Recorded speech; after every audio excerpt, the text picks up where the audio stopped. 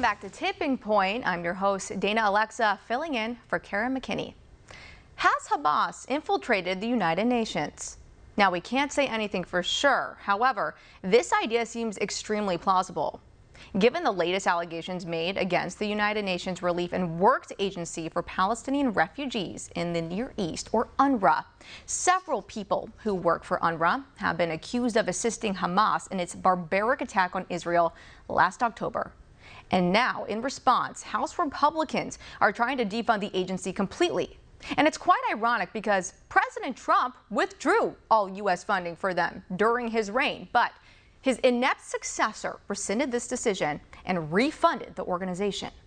Now, roughly 3 years later, Republican Congressman Darrell Issa of Southern California is urging his colleagues in Congress to stop any future funds from going to the disgraced agency, which is reportedly being investigated as we speak. This exclusive report from the New York Post notes that Representative Issa made the request today in a letter he sent to members of the House and Senate, along with 27 other House Republicans who co-signed it. This proposal comes about 3 weeks before the federal government reaches its next spending deadline in early March, including funding for the State Department, which will run out on March 8th. But in any case, the U.S. should stop funding UNRWA, especially in light of the Israeli intelligence dossier indicating about 1,200 employees for the agency have some terror ties to Hamas or Palestinian Islamic Jihad. And even though Team Biden has officially paused all funding for the group, Biden has already given them about $1 billion, making us their top donor above every other country. Now, many nations are already defunding UNRWA while awaiting results of an investigation into the group's political ties, like Australia, Britain, Canada, Germany, Japan, and Italy. Meanwhile, our State Department notes the U.S. government has contributed about $122 million to them since the brutal massacre on October 7th of last year. So what happens next, you may ask? Well, we'll see what lawmakers in the House and Senate decide to do in the coming weeks. And we'll also wait and see what happens with the ongoing investigation into UNRWA and its employees.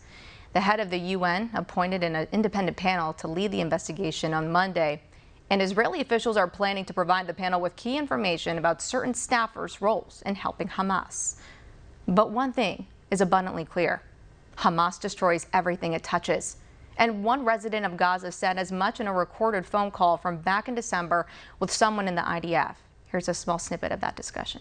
الوضع مزري لانه الناس اللي ماسكه الزبونات عشان تبقى فاهم الناس اللي ماسكه المساعدات كمان حراميه. ليش المساعدات حراميه؟ يعني في هناك عناصر حماس اللي عم ياخذوا من هذا الاكل من المساعدات الانسانيه. اكيد ما هم وين حماس وين موجوده وين بتكون موجوده بتخرب. بس هذا المكان هو للمساعدات الانسانيه، يعني يجب عليهم اعطاء الغذاء الى المدنيين. شو دخل حماس هناك؟ ما هو حماس يا سيدي العزيز، حماس حاطه ايدها على كل حاجه عشان تبقوا انتم فاهمين. حماس حاطه ايدها على موظفين الوكاله، هم القيادات في رئاسه الوكاله، هم المسؤولين في الجمعيات، هم المسؤولين في هان وهان. من يوم ما مسكوا البلد وهم ماسكين كل حاجه لها سيطره على البلد. يعني ما عم يعطوا المدنيين ولا اي غذاء؟ بيعطوا خصاتهم بالاول. Joining us now to discuss is military defense attorney Davis Younts. Davis, welcome back on. So we heard that clip, and when people refer to in this country to the so-called humanitarian aid, we typically think of groups like the Red Cross, like UNRWA, who would have the best interest for civilians there, but they don't. And we as Americans, we always have to look over our shoulder. The money that we give, it's not stolen, it's not distributed by Hamas, it's given to Hamas. They're the governing body, they're the de facto government. The food, the water, the medicine that flows into Gaza is not going to the civilians, it's going to the terrorists. You're absolutely right. And what we have to understand when we're dealing with an organization like Hamas is we are dealing with an extremely dangerous ideology. And the stated goal of that ideology is the extermination of Israelis and the Israeli nation, as well as the extermination of the United States. They see us as a mortal enemy.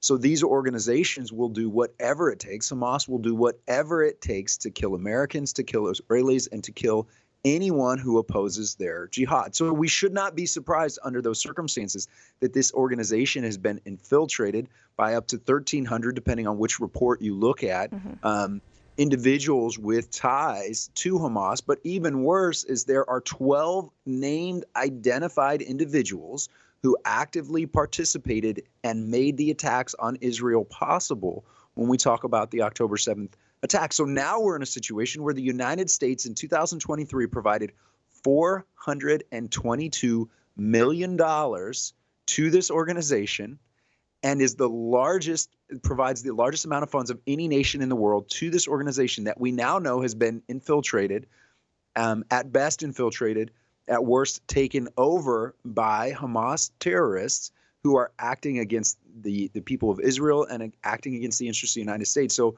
I fully support this legislation. In fact, I don't even think it goes far enough when we talk about our relationship with the UN, but it's a good start. Yeah, you have UNRWA, and you have, people in the Red Cross. The president, I believe she just went to Qatar to meet with some people there too. These are people we just cannot trust, and the investigation that we set forth in front of us is completely warranted. And I think we should all be a little bit skeptical when it comes to these groups and really take precaution.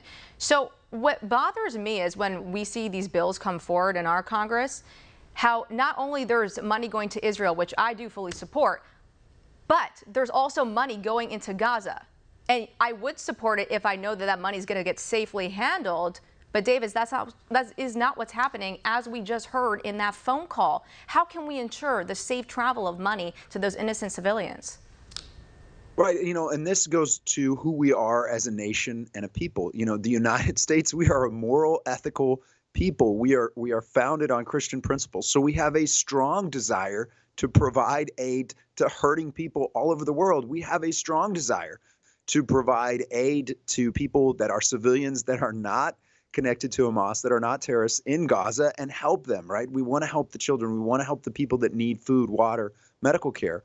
The problem is when their entire infrastructure, when their entire political structure is taken over by Hamas, we have absolutely no way to guarantee that the millions and millions of dollars of aid that we are providing isn't being used to directly support Hamas and thereby directly support terrorist actions against Israel and against American citizens. And that's a significant problem that we have when we look at all kinds of aid that we apply towards the United Nations and all of these activities. We do not have this in place.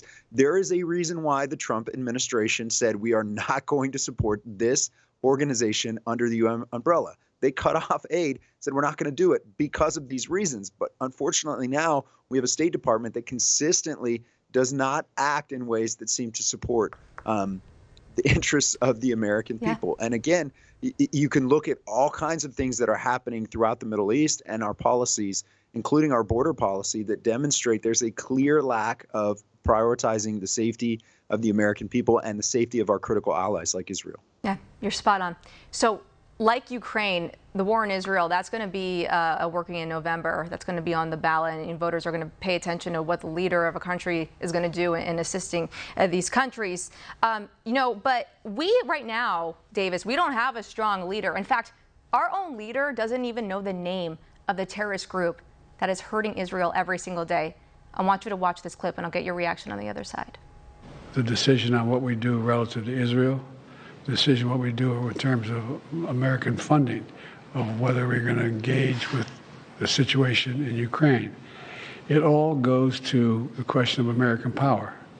It all goes to, does America keep its word? Does America move forward? There is some movement, and I don't want to, well, maybe choose my words. There's some movement. There's been a response from there's been a response from the opposition, but yes, I'm sorry, from Hamas.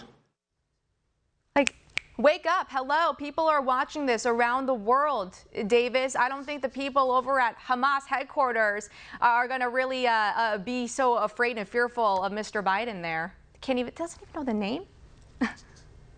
You know, the biggest problem with that is it does not project power and it does not instill fear in our enemies. And we need a robust foreign policy. We need a military. We need a leader that can actually instill fear on our enemies so they know that we will respond when we are attacked and when our interests are compromised. And we don't currently have that. That's terrifying. As a former military officer, things like that, clips like that are terrifying for me because we are not projecting power. We are not striking fear in the hearts of our enemies and bad actors all over the world. We need to be aware of that as the American people and voters, because this is what leads to American service members being killed in the Middle East when we are weak, when we cannot protect them properly, when we don't project power, but we have our troops exposed. Service members are going to die. Yeah. Oh, we're running out of time, but I do want to make this one point, so stay with me for a minute here. Today, Secretary of State Blinken, he held a press conference today after meeting with leaders of Israel and Mahmoud Abbas, the Palestinian president. And somewhere in those 10 minutes, he said that we need to do more. The IDF needs to do more to facilitate resources to the Palestinians who were displaced as a cause of this war. In my opinion, you can be diplomatic, right? Like, you can put on a show for everybody, let them think that everything's fine. But this is the part that bothers me, is the lecturing of Israel, telling them what to do as if they don't know what to do. After the slaughterfest of October 7th, I don't think we need a lecture from Blinken right now. Nobody needs somebody waving a finger in their face saying, hey, do this, do that. The only thing that Blinken should be telling the IDF, Netanyahu, and all of the Israeli citizens right there is how and when they're going to actually eliminate all of Hamas. Because until Hamas is gone, until they're nothing, the people in Gaza will never be safe. Final word. Yeah, the arrogance of telling a nation, of telling a people that were brutally attacked, that were victims of a terrorist attack, that they shouldn't do all in their power to stop the terrorists attacking them, that they should be more worried about providing humanitarian aid to organizations that are going to aid the terrorists. That's arrogant. It's out of touch, and it's not the way a righteous, godly nation should be acting when it comes to foreign policy. We should be able to call evil, evil, and good, good. And unfortunately, our State Department is incapable of that these days. Yeah, him and everyone in that circle. Davis Younts, military defense attorney, thank you for your insight as always. Look forward to seeing you soon. God bless. God bless.